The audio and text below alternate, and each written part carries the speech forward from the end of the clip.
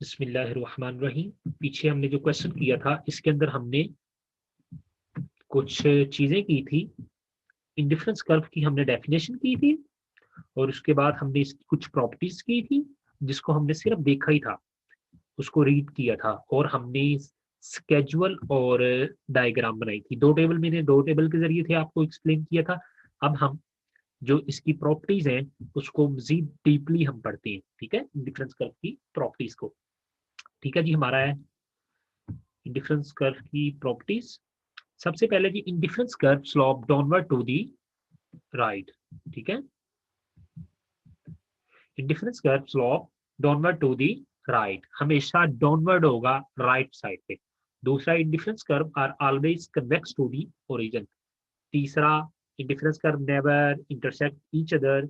चौथा, indifference curve represent a high level of satisfaction, जो higher होगा वो high level of satisfaction. Indifference curve will never touch axis. इसको अब एक एक प्रॉपर्टी को हम एक्सप्लेन करेंगे विद डायग्राम। पहला जी हमारे पास indifference curve slope downward to the right. ठीक है,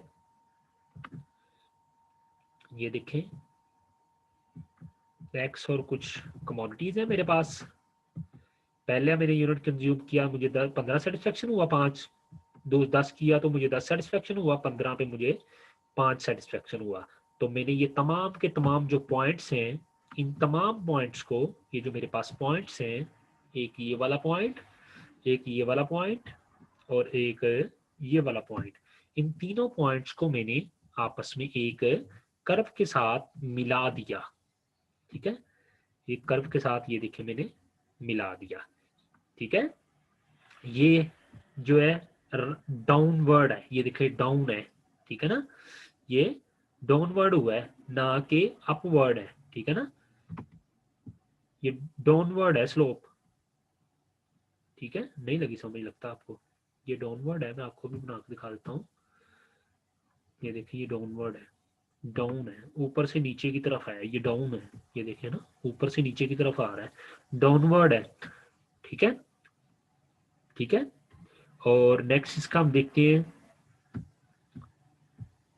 नेक्स्ट इसके हम ए बी सी, ये जो तीनों पॉइंट हमने इसको नेम दे दिया एबीसी का, और ये आईसी कर्व है, एक्स और वाई कमोडिटीज।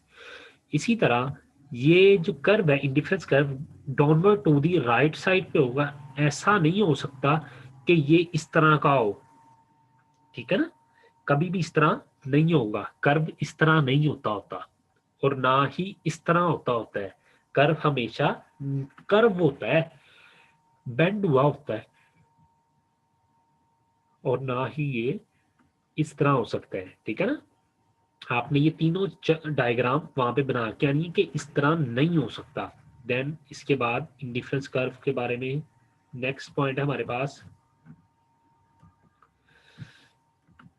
दूसरा है जी, indifference curve always convex to the origin, हमेशा कन्वेक्स टू दी ओरिजिन होगा। ठीक है, सेम वही वाला, ये देखें कन्वेक्स टू दी ओरिजिन है, ये देखें कन्वेक्स साइड है। ठीक है ना, ये इधर को है, ये देखें। ठीक है ना, कन्वेक्स है ये, ऐसे नहीं है,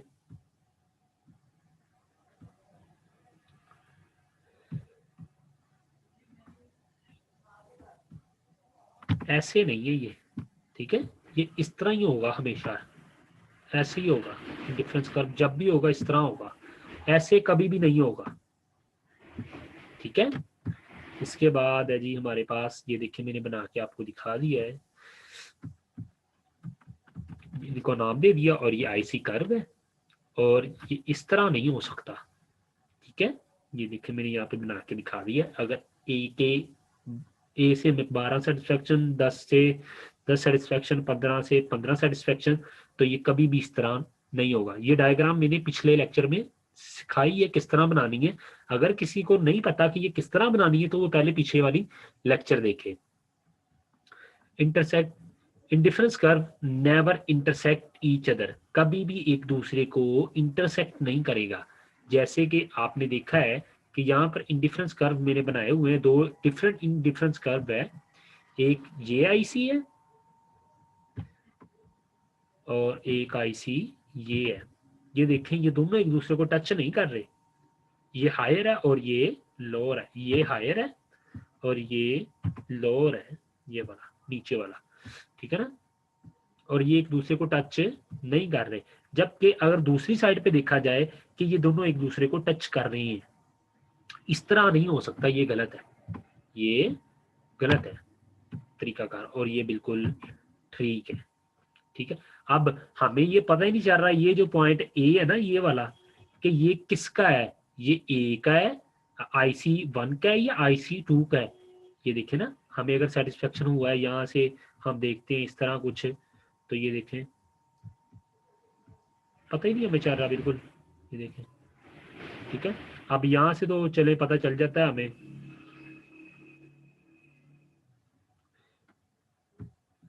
ये देखें जी, अगर यहाँ से अगर हम लगाएं, ये देखें जी इतना सेटिस्फेक्शन हुआ जी, अगर इसके इतने यूनिट कंज्यूम किए जाएं तो इतना सेटिस्फेक्शन होगा, ठीक है। लेकिन यहाँ पे हमें पता ही नहीं चल रहा कि ये ए के की ये अपना IC1 के किए हैं इतने यूनिट कंज्यूम या IC2 के किए हैं, हमें पता ही नहीं चल रहा किससे ये सेटिस्फेक्शन हमें ऑब्टेन हो रहा है। तो इस वजह से ये कभी भी इस तरह नहीं होगा। तीसरा जी हमारे पास जो तीसरा पॉइंट है, indifference curve, A higher indifference curve represent the higher level of satisfaction। इसके अंदर दो हैं इंडिफरेंस कर्व है ना, दो हैं, एक हमारे पास है ये वाला इंडिफरेंस कर्व है IC1 ये वाला है, और एक हमारे पास इंडिफरेंस कर्व जो कि ये वाला है। दो है इंडिफरेंस कर्व, ठीक है ना, ये वाले, ये वाला जो है ये वाला। अब हमें पता ही नहीं चल रहा, सॉरी दो है हमारे पास, एक इंडिफरेंस कर्व लाइन लगा के आपको बता देते हैं ताकि आपको पता चल जाए। एक ये है ऊपर वाला और एक ये है IC1। IC2 और IC1 दो इंडिफरेंस कर्व है। जो IC2 है ये हायर है और IC1 जो है ये लोअर है। जो सेटिस्फेक्शन भी इसी तरह ही होगा, जो 2 वाले से ज्यादा सेटिस्फेक्शन होगा और 1 वाले से सेटिस्फेक्शन कम होगा। आई होप आपको पता चला होगा। अब इसकी लास्ट प्रॉपर्टी है, indifference curve will never touch इधर एक्सिस, ये कभी भी एक्सिस को टच नहीं करेगा। इंडिफरेंस कर्व कभी भी एक्सिस को टच नहीं करेगा। जैसे कि मैंने पहले आपको बना के दिखा दिया हुआ है इंडिफरेंस कर्व का कि ये किस तरह होगा हमेशा, ठीक है ना, आपको मैंने ये बना के दिखा दिया हुआ है इंडिफरेंस कर्व किस तरह की इसकी शेप होगी, ये हमेशा इस तरह होगा, ठीक है ना। ये देखें,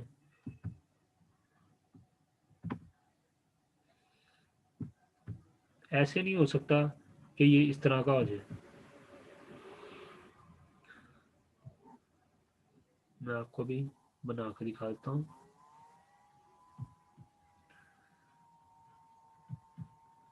ये देखें हमेशा इस तरह होगा इंडिफरेंस कर्व, ये देखिए टच नहीं कर रहा है एक्सिस को, जबकि यहाँ पे टच कर रहा है। ये वो पॉइंट है जहाँ पर ये टच कर रहा है, जो कि गलत है, ये गलत है।